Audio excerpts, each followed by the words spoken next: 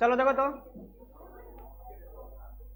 हम लोग क्या स्टार्ट किए थे ग्रुप नंबर 17 के बारे में ना, पी ब्लॉक में कंप्लीट नहीं हुआ था। सुनो, ग्रुप नंबर 17 के बारे में मैंने बात किया था।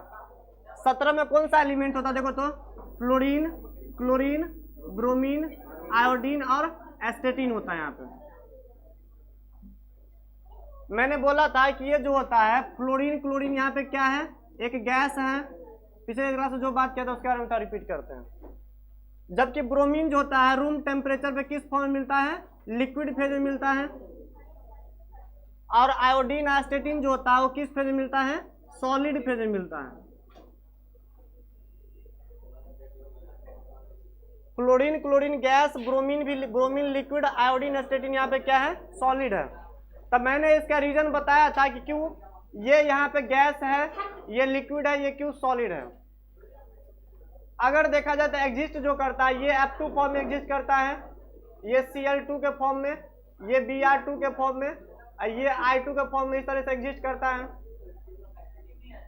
हाँ ये भी होगा यहाँ पे, ये भी क्या होगा, At2 के फॉर्म में एग्जिस्ट करता है। क्या हाँ किसका, देखो ये वैसे रेडियो एक्टिव नीचे वाला एलिमेंट को उतना बात नहीं करते, क्योंकि इसको जब जैसे ही छोड़ देते हैं ना तो ये क्या होता है, रेडिएशन से निकलता है। क्या, जैसे मान लो ये 2 है ना यहाँ पे, जैसे मान लो इसके बाहरी सेल में कितना इलेक्ट्रॉन है, एक। जनरली इसका बात नहीं करते, लेकिन यहाँ पे आया ना तो ट्रेन में तुम बात कर सकते हो यहाँ पे। चलो इसको अगर अरेंज भी करेंगे तो हटा सकते हैं यहाँ से हम। जनरली ना ऊपर से 4 एलिमेंट का बात करते हैं, रेडियो एक्टिव एलिमेंट नीचे का बात नहीं करते उतना, ठीक है। तो अगर ये डायटोमिक फॉर्म में सब सिग्मा बॉन्ड बना रहा है तो ये दोनों गैस हो गया, जबकि ये लिक्विड, ये सॉलिड क्यों हो गया। चलो खड़ा हो तो इसका रीजन बताओ, तुम खड़ा हो जाओ, चलो बताओ तो। अब फ्लोरीन क्लोरीन यहाँ पे गैस है, जबकि आयोडीन यहाँ पे सॉलिड क्यों बन गया। हाँ मॉलिक्यूलर मास, तो मॉलिक्यूलर मास क्या बताना चाहता है यहाँ पे।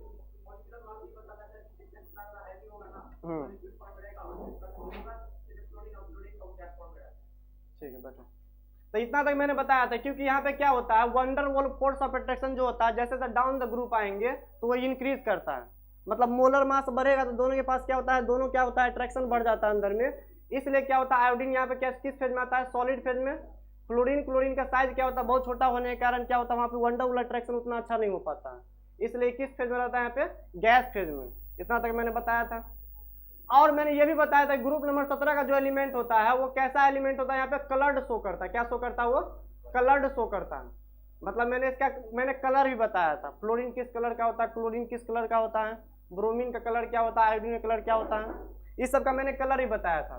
तो चलो तो आज बात करते हैं कि ये कलर क्यों शो करता है, इसके बारे में हम बात करेंगे हम। चलो हेडिंग डालो यहाँ पे, why group number 17 element shows colour, ठीक है, इसके बारे में बात करेंगे।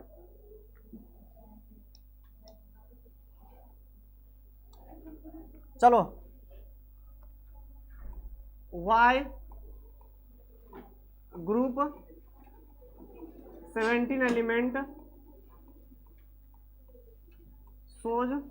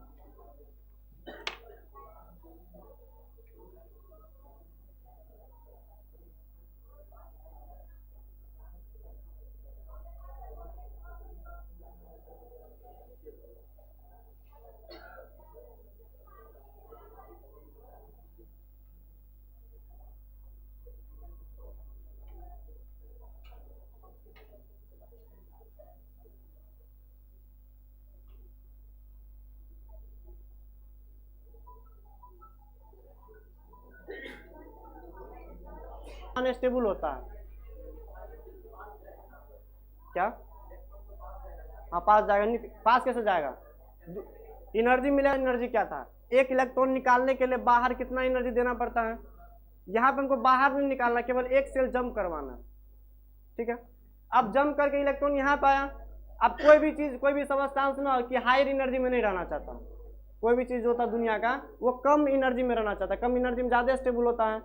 इसलिए जैसे ही इलेक्ट्रॉन जंप करके हायर सेल में गया, फिर ये रिटर्न बैक होता अपने इनिशियल पाथ पे, जहां से वो आया था, फिर वहां पे वो जाना चाहेगा। तुरंत जैसे इलेक्ट्रॉन जंप करके यहाँ गया, यहाँ पे आया, लेकिन यहाँ पे क्या होता है, अनस्टेबल होने के कारण ये फिर क्या होता है, रिटर्न करता है, फिर बैक जहां से आया था फिर वहीं जाना चाहता है। तो फिर ये क्या होता है, रिटर्न हो गया। अब जितना एनर्जी वो एब्जॉर्ब किया था सनलाइट से, उतना एनर्जी को क्या कहता है, रेडिएशन के फॉर्म में बाहर निकाल देता है, और वो कलर्ड कंपाउंड शो करता है, ठीक है। कुछ ऐसा होता है यहाँ पे। हाँ आयोडीन में भी करता है, आयोडीन का कलर बताया था क्या, एप सेंटर। देखो एप सेंटर में क्या था, अगर बात करेंगे हम, एप सेंटर क्या था बताओ तो, पढ़ा होगा सॉलिड स्टेट में, इलेक्ट्रॉन बाहर निकलने का कहानी चल रहा था वहां पर। हाँ तो इलेक्ट्रॉन बाहर निकलता, फिर वहां पे कलर शो करता। देखो इलेक्ट्रॉन निकला, फिर दूसरा इलेक्ट्रॉन वहां पे आ जाता होगा, ऐसा कुछ होता होगा वहां पे। तो पढ़ा होगा सॉलिड स्टेट में, तो सॉर से नहीं पूछा वहां पे एप सेंटर कैसे वर्क करता है सो।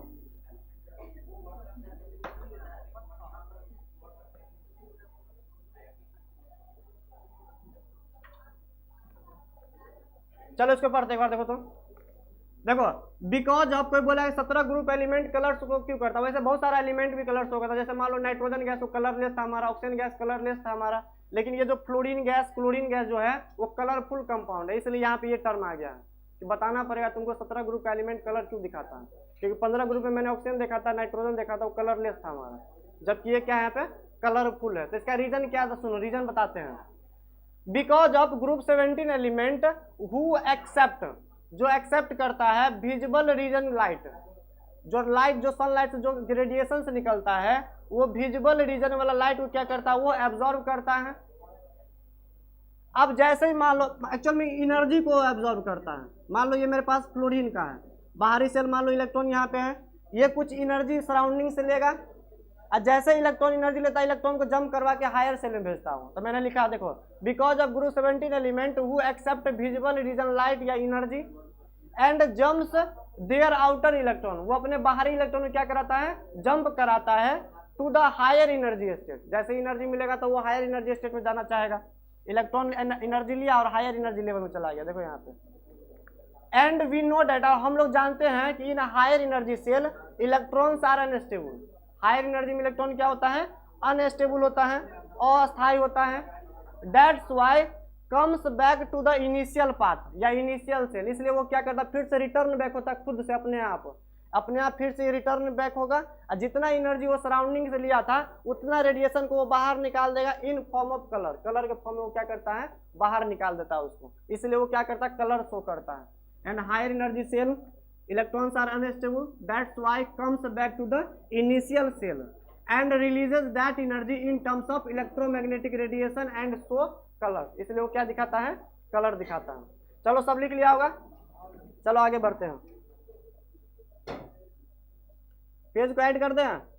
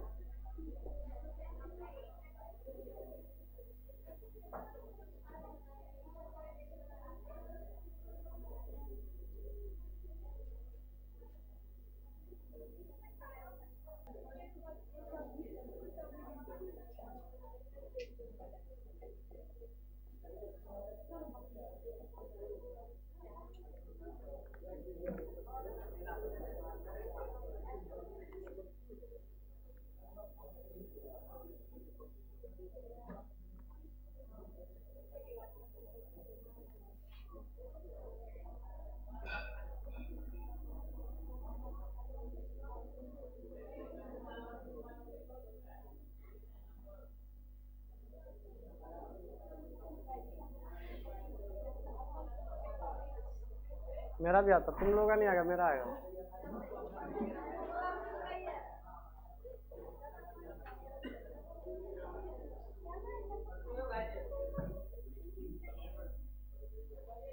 इसलिए तो वीडियो बनाते, मेरा आता है इसीलिए। इसमें डन कर दें।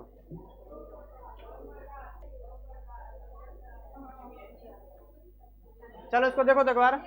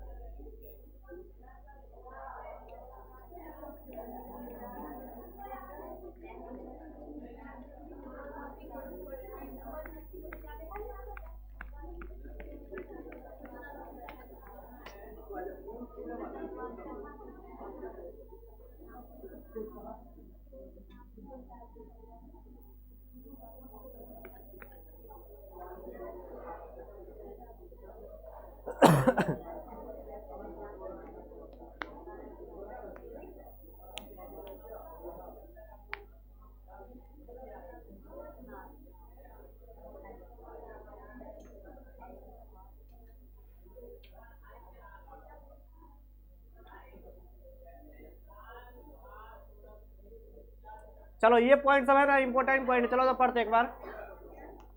पहली बात मैंने देखा था कि जो हेलोजन था वो सॉलिड लिक्विड गैस, कौन सॉलिड होता है कौन लिक्विड होता है कौन गैस, मैंने बता दिया है। उसके बाद हमको पता है हेलोजन जो होता है वो जितना सारे एलिमेंट है सब कलर्ड शो करता है, ठीक है। मैंने रीजन भी बता दिया था, 2 पॉइंट वहाँ पे लिख दिया था। अब उसके अलावा ना हम यहाँ पे लिखा कि हेलोजन जो होता है उसका कुछ इंपॉर्टेंट पॉइंट जो है वो नीचे देखो लिखा हुआ जो लिख दिया मैंने यहाँ पे। देखो तो हेलोजन का मतलब क्या होता है, देखो तो इसके बारे में बात करते हैं। हेलो का मतलब होता है सॉल्ट, यह एक फॉरेन लैंग्वेज है हेलोजन जिसको बोलते हैं, ठीक है। ग्रीक वर्ड शायद है ये, ठीक है। हेलो का मतलब होता है सॉल्ट और जन्स मतलब यहाँ पे होता है प्रोड्यूसर। ऐसा एलिमेंट जो सॉल्ट को प्रोड्यूस करे यानी सॉल्ट को फॉर्म करे उसको बोलते हैं हम लोग हेलोजन्स बोलते हैं। जैसे हमको पता है जो NaCl जो सॉल्ट बनता है वो क्लोरीन एलिमेंट से मिलकर बना हुआ है, ठीक है। तो इसको हम हेलोजन्स मतलब सॉल्ट प्रोड्यूसर बोलते हैं, मतलब सॉल्ट बनाने वाला एलिमेंट बोलते हैं। आए इधर देखो, जैसे मान लो आए सुनो, सॉल्ट कैसे फॉर्म करता है, तो इस एलिमेंट को क्या करेंगे हम लोग मेटल के साथ रिएक्शन करवाते हैं। जैसे सोडियम के साथ रिएक्शन करवाएंगे तो यहाँ पे क्या बना है NaCl, ये सॉल्ट यहाँ पे फॉर्म कर गया। अगर सोडियम को क्लोरीन के साथ रिएक्शन करवाते हैं सोडियम फ्लोराइड सॉल्ट बनता है यहाँ पे। सोडियम को अगर ब्रोमीन के साथ रिएक्शन करवाते हैं तो क्या बनता है यहाँ पे सोडियम ब्रोमाइड, वो सब क्या बनता है यहाँ पे सॉल्ट बोलते हैं उसको हम। तो इसको हम सॉल्ट प्रोड्यूसर एलिमेंट ही बोला जाता है। तो ग्रुप नंबर 17 का जो नाम है मैंने लिख दिया, देखो तो 17 elements are known as halogens या उसको क्या बोलते हैं हम लोग, सॉल्ट प्रोड्यूसर या फ्लोरीन फैमिली भी बोलते हैं। जो पहला एलिमेंट होता है ना उसके बेस पर भी नाम रखा जाता है। तो फ्लोरीन फैमिली बोल दो या हेलोजन बोल दो या सॉल्ट प्रोड्यूसर बोल दो या ग्रुप नंबर 17 एलिमेंट बोल दो, सब एक ही हुआ यहाँ पे। सेकेंड पॉइंट देखो तो मैंने क्या लिखा है यहाँ पे, it forms salt with metal. ये मेटल के साथ मिलकर क्या बनाता है, सॉल्ट फॉर्म करता है, NaCl, इस टाइप का सॉल्ट बन गया ये। तीसरा पॉइंट देखो तो, this group elements are very reactive.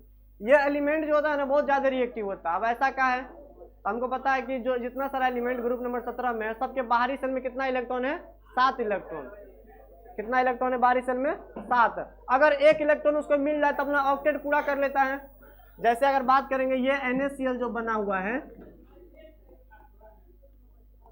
NaCl जो बना हुआ है, सोडियम के पास एक इलेक्ट्रॉन देने का टेंडेंसी होता है, क्लोरीन के पास एक इलेक्ट्रॉन लेने का टेंडेंसी होता है। तो ये एक इलेक्ट्रॉन देगा क्लोरीन को और दोनों क्या बना लेता है, NaCl फॉर्म कर लेता है। मतलब क्लोरीन जो होता है वो मेटल के साथ ज्यादा रिएक्टिव होता है, तुरंत जाके क्या करता है, दोनों बॉन्ड बना लेता है।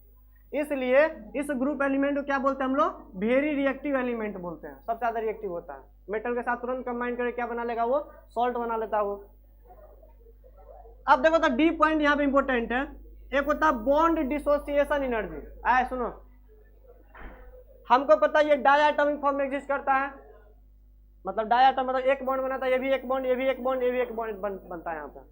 मतलब F2Cl2 Br2 और I2। अब तुमको क्या पूछेगा कि ऐसा कौन सा बॉन्ड होगा जो इजीली ब्रेक हो जाएगा। आए सुनो, इसको बोलते हैं बॉन्ड डिसोसिएशन एनर्जी। हमको पता है ये F2 एग्जिस्ट करेगा ऐसे फॉर्म में, Cl2 एग्जिस्ट करेगा ऐसे, Br2 एग्जिस्ट करेगा ऐसे, और आयोडीन कैसे एग्जिस्ट करेगा, ऐसे फॉर्म में। तब मैंने बोला क्या, इसमें से बॉन्ड डिसोसिएशन एनर्जी सबसे कम किसका है, सबसे ज्यादा किसका है। मतलब कम, मतलब ऐसा एनर्जी जो बॉन्ड ब्रेक करने में भाग लेता हो, इतना एनर्जी देते जहाँ पे बॉन्ड क्या होता है, ब्रेक हो जाता है, वैसे एनर्जी को बोलते हैं बॉन्ड डिसोसिएशन एनर्जी। तब मैंने इसका ऑर्डर लिखा है, इसको याद करना पड़ेगा, इंपॉर्टेंट ऑर्डर है। देखो यहाँ पे सबसे, अब देखो तो जितना नीचे होगा उसका एटम का साइज उतना बड़ा होता है और बॉन्ड लेंथ क्या होगा उसका उतना बड़ा होगा। तो हमको पता है आयोडीन का बॉन्ड लेंथ क्या होता है, सबसे बड़ा होने के कारण इजीली ब्रेक हो जाता है। मतलब bond energy, bond dissociation energy इसका सबसे क्या होगा, कम होता है। तो आयोडीन का सबसे कम होता है। इसके बाद एक एक्सेप्शन आता है फ्लोरीन, इसको याद करना पड़ेगा। आयोडीन के बाद किसका नंबर है, फ्लोरीन का, फिर ब्रोमीन, फिर क्लोरीन। क्लोरीन का बॉन्ड डिसोसिएशन एनर्जी सबसे ज्यादा होता है। यहाँ पे बहुत ज्यादा हीट करना पड़ेगा तब जाके ये बॉन्ड ब्रेक होता है। आयोडीन को कम एनर्जी देंगे तो बॉन्ड यहाँ ब्रेक हो जाएगा। अब फ्लोरीन यहाँ पे एक्सेप्शन इसलिए है कि अगर दो फ्लोरीन में अगर बॉन्ड बना हुआ है F2 में, तो ये ज्यादा इलेक्ट्रोनिगेटिव एटम होता है, ठीक है। तो इसको कम एनर्जी में बॉन्ड यहाँ ब्रेक हो जाता है, इसलिए यहाँ पे इसके आयोडीन के बाद इसी का नंबर आता है। तो इसको याद करना पड़ेगा, यहाँ पे बॉन्ड डिसोसिएशन एनर्जी का ऑर्डर है। ई पॉइंट देखो तो यहाँ पे आयनाइजेशन एनर्जी क्या होता है। तो आयनाइजेशन एनर्जी क्या होता है बताओ, डाउन द ग्रुप बढ़ता है घटता है, घटता है, क्या होता है, घटता है। मतलब फ्लोरीन का आयनाइजेशन एनर्जी सबसे ज्यादा होगा, फिर क्लोरीन, फिर ब्रोमीन, फिर आयोडीन का ऑर्डर होगा ऐसा। F नंबर एक होता है इलेक्ट्रॉन अफिनिटी। तो बताओ तो इलेक्ट्रॉन अफिनिटी का ऑर्डर डाउन द ग्रुप बढ़ता है घटता है, बताओ तो electron affinity down the group बढ़ता है घटता है, घटता है ना। अरे इलेक्ट्रॉन अफिनिटी क्या होता है, एक इलेक्ट्रॉन को ऐड करने के दौरान कितना एनर्जी बाहर निकलता है। तो जितना साइज छोटा होता है, फ्लोरीन का साइज छोटा है, इलेक्ट्रॉन ऐड करेंगे ज्यादा एनर्जी निकलेगा। उस तरीके से मैंने इसको अरेंज कर लिया है। यहाँ पर भी एक एक्सेप्शन होता है, देखो तो यहाँ पे ये वाला फ्लोरीन का साइज छोटा है क्लोरीन की तुलना में, लेकिन अगर इलेक्ट्रॉन अफिनिटी का बात करते हैं तो क्लोरीन का ज्यादा हो जाता है फ्लोरीन की तुलना में। इसका रीजन ये है, सुनो बताते हैं। क्लोरीन, फ्लोरीन में क्लोरीन पहले आ गया, फ्लोरीन बाद में क्यों चला गया है, समझाते सुनो। फ्लोरीन का साइज इतना छोटा होता है कि इसको अगर एक इलेक्ट्रॉन दे देते ना तो वो इलेक्ट्रॉन उतना अच्छा से एक्सेप्ट नहीं कर पाता। एक इलेक्ट्रॉन एक्सेप्ट करने के दौरान कितना एनर्जी निकलता है उसको बोलते हैं इलेक्ट्रॉन अफिनिटी। कहा तक अगर बात करेंगे फ्लोरीन में और क्लोरीन में अगर बात करते हैं तो एक इलेक्ट्रॉन इसको दिया, एक इलेक्ट्रॉन इसको दिया, इसका साइज इतना छोटा होता है कि ये इलेक्ट्रॉन को रखे नहीं पाता है। तो बताओ तो क्लोरीन का साइज थोड़ा बड़ा है, इसको अगर इलेक्ट्रॉन दे देते इलेक्ट्रॉन को क्या करता है, वो एक्सेप्ट कर लेता है। तो बताओ, तो इलेक्ट्रॉन को एक्सेप्ट करने का टेंडेंसी किसके पास ज्यादा है, फ्लोरीन के पास कि क्लोरीन के पास? क्लोरीन के पास ज्यादा है। तो बताओ एनर्जी ज्यादा कौन निकालेगा? क्लोरीन निकालेगा। इसके पास देखो इलेक्ट्रॉन बुलाने का टेंडेंसी है, लेकिन रखने का जगह ही नहीं है इसके पास, फ्लोरीन के पास। साइज छोटा होने के कारण इलेक्ट्रॉन रख नहीं पाता। अगर इलेक्ट्रॉन रखेगा नहीं तो ऊर्जा उतना ज्यादा नहीं निकाल पाएगा। तो अगर ऊर्जा निकालने के टर्म में अरेंज किया जाए तो क्लोरीन ज्यादा निकालता है, फ्लोरीन उससे कम निकालता है। ऑर्डर ऐसा होना चाहिए था, लेकिन ऐसा नहीं होकर कैसा हो जाएगा, ये वाला ऑर्डर हो जाएगा। ये क्वेश्चन तुमको आया भी था इस सेंटअप एग्जाम में, पूछा हुआ था कि इलेक्ट्रॉन अफिनिटी का ऑर्डर में सबसे ज्यादा किसका होता है, तो सबसे ज्यादा किसका हो जाएगा यहाँ पे, क्लोरीन का। रीजन क्या बोलना है कि साइज इतना छोटा है कि ये इलेक्ट्रॉन को एक्सेप्ट कर ही नहीं पाता है। इसका साइज थोड़ा बड़ा है, इसलिए इलेक्ट्रॉन क्या करता है, ये एक्सेप्ट कर लेता है। ठीक है, चलो कितना पॉइंट हो गया यहाँ पे, एफ तक हो गया। इससे आगे बात करते, चलो तो मूव करते हैं। चलो एफ के बाद जी नंबर लिखो तो इधर।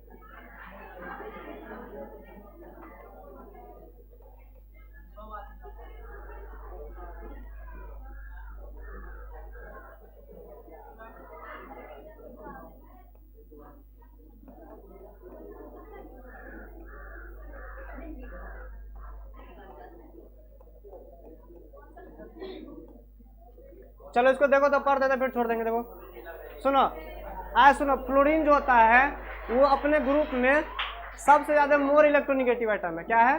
More electronegative atom. मतलब बॉन्ड पेयर वाला इलेक्ट्रॉन को मतलब बुलाने का टेंडेंसी क्या होता है? सबसे ज्यादा होता है। ये 17वें ग्रुप का बात नहीं करते, अगर पूरा पीरियोडिक टेबल का भी बात करेंगे तो ये क्या होता है? Even in whole periodic table. जैसे मैंने एक बार ऑर्डर लिखाया था ना ऐसा वाला, एफ का सबसे ज्यादा होता है, फिर ओ का, फिर एन का, इस तरीके से। तो फ्लोरीन जो होता है सबसे ज्यादा इलेक्ट्रोनिगेटिव आइटम होता है पूरा पीरियोडिक टेबल में। 17 में तो होता ही है, मतलब पूरा पीरियोडिक टेबल में भी क्या होता है? वो सबसे ज्यादा इलेक्ट्रोनिगेटिव आइटम है। अगर डाउन द ग्रुप आएंगे तो क्या होता है? मेटलिक कैरेक्टर क्या करता है? इंक्रीज करता है। तो ऑर्डर मैंने लिख दिया यहाँ पे। आयोडीन का मेटलिक कैरेक्टर ज्यादा है, जिसमें सॉलिडिटी आ जाता है, वो क्या होता है? मेटल जैसे बिहेव करने लगता है। तो डाउन द ग्रुप ऐसा होता है। ये गैस होता है, जबकि ये क्या होता है? लिक्विड। ये क्या है? सॉलिड। तो down the group metallic character क्या करता है? इंक्रीज करता है। आई नंबर देखो तो यहाँ पे बॉन्ड फॉर्मेशन बाय हेलोजन।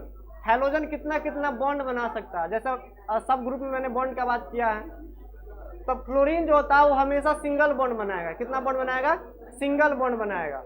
जबकि अगर क्लोरीन, ब्रोमीन, आयोडीन की अगर बात करेंगे तो ये एक बॉन्ड ही बना सकता है, 3 बॉन्ड ही बना सकता है, 5 ही बना सकता है और 7 बना सकता है। मतलब मैक्सिमम बैलेंसी का बात करेंगे कितना होता है? 7। क्लोरीन हमेशा कितना दिखाता है? 1। तो इसका रीजन क्या है? तो सुनो बता देते हैं यहाँ पे, कई बार बताया भी है। इसका रीजन ये है, फ्लोरीन का अगर इलेक्ट्रॉनिक विन्यास निकाला जाए तो एस में 2 इलेक्ट्रॉन, पी में कितना है? 5। क्या इसके पास 2d खाली है? 2d होता ही नहीं है, तो इलेक्ट्रॉन को कहाँ जम करवाएगा?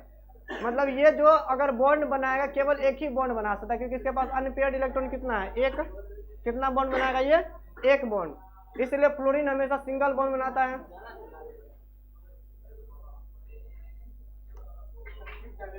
अगर क्लोरीन का बात करेंगे तो देखो तो आए सांद्रो, इसके पास क्या होता है? 3d खाली होता है, तो ये इलेक्ट्रॉन को जंप करवा सकता है। थोड़ा एनर्जी अगर सराउंडिंग से इसको मिल जाता है तो अपना इलेक्ट्रॉन को क्या कर सकता है? वो जंप करवा सकता है और ज्यादा से ज्यादा बॉन्ड बना सकता है। तो सुनो इसका रीजन देखो तो यहाँ पे अगर बात करेंगे एकदम ग्राउंड स्टेट में, ये भी पहला कौन स्टेट में है? ग्राउंड स्टेट, मतलब बॉन्ड जंप नहीं किया, ऐसे बात कर सकते हैं। ठीक है, अभी मतलब अभी जंप नहीं किया होगा। देखो तो यहाँ पे क्या है? 3p5 और 3d क्या यहाँ पे है? 0। कितना है यहाँ पे? सुनो तो देखो तो s में 2 इलेक्ट्रॉन, p में कितना है? 2 2 4 1 5 इलेक्ट्रॉन। तब बताओ अभी कितना बॉन्ड बना सकता है क्लोरीन? 1 बॉन्ड। अभी कितना बना सकता है ये? 1 बॉन्ड। इसको बोलते हैं ग्राउंड स्टेट। ठीक है, अगर थोड़ा एनर्जी सराउंडिंग से इसको मिल जाता है अगर क्लोरीन को, तब फर्स्ट एक्साइटेड स्टेट में जाता है। मतलब 1 इलेक्ट्रॉन को वो क्या करवाएगा? वो जंप करवाएगा। तो देखो तो 1 इलेक्ट्रॉन मान लो ये यहाँ से क्या किया? जंप करवा दिया यहाँ पे। तो देखो तो कितना खाली जगह हो गया ये पे? 1 2 और 3। कितना खाली हो गया? 3। तो इस बार कितना बना सकता है बताओ तो? 3 बॉन्ड बना सकता है। अगर सेकेंड एक्साइटेड स्टेट में जाएंगे तो 1 इलेक्ट्रॉन और जंप करवा सकता है ये। तो ये वाला इलेक्ट्रॉन अगर जंप करके यहाँ गया तो बताओ कितना खाली हो गया? 1 2 3 4 5। कितना हो गया? 5। कितना बना सकता है? 5 बना सकता है। अगर थर्ड एक्साइटेड स्टेट में अगर चला गया तो ये इलेक्ट्रॉन को भी जंप करवा लेगा। कितना बॉन्ड बनेगा इस बार? 1 2 3 4 5 6 और 7। तो मैक्सिमम कोवैलेंसी अगर बात करेगा 17 ग्रुप का था 7 होता है। अब फ्लोरीन का कोवैलेंसी का बात करेंगे मैक्सिमम कितना होता है? तो 1। मैक्सिमम क्या हमेशा उसका क्या होता है? 1 ही होगा। तो चलो इतना ही रहने देते हैं, अगले क्लास में इससे आगे हम बात करेंगे। ठीक है,